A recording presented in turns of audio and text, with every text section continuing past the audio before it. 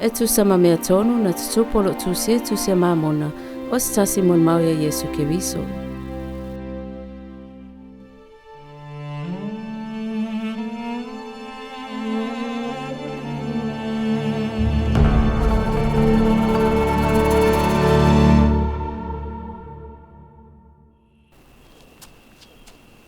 Tama. Sepulona.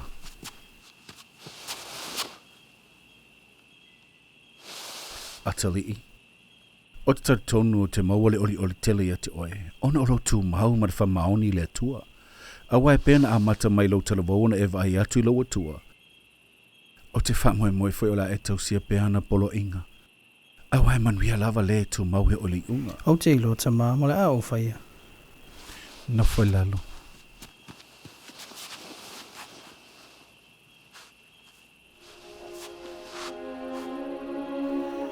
O te loa sa iei no tanga.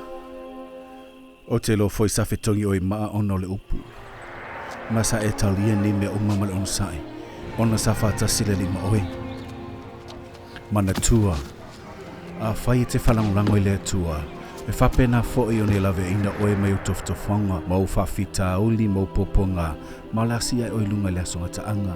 Ua le eise si ala poni a wala i mawhai ona faaolaina le tangata. Ua nao ma awala mai I a Keriso. Ma o lenei ona ua amata ne ao ato le fionga. Ua faapea lava na o manao I e ao atu pea. Ma o te manao I e whiringa ma fautauta I mea uma. Whaungalo tutoa. Ai leo le faafia malosi. Ma ia po leo tuina nau uma ina ia tumu o I le lofa. Ma aro ese ma le pai e. O le au faia le mea sili. Ia whamanuia le li ilo wanganga matalia o ile aso ngata anga I lona malo e nofo hele file e mu. Alo iela o Alii e. Ma o atu le fionga lenei nu.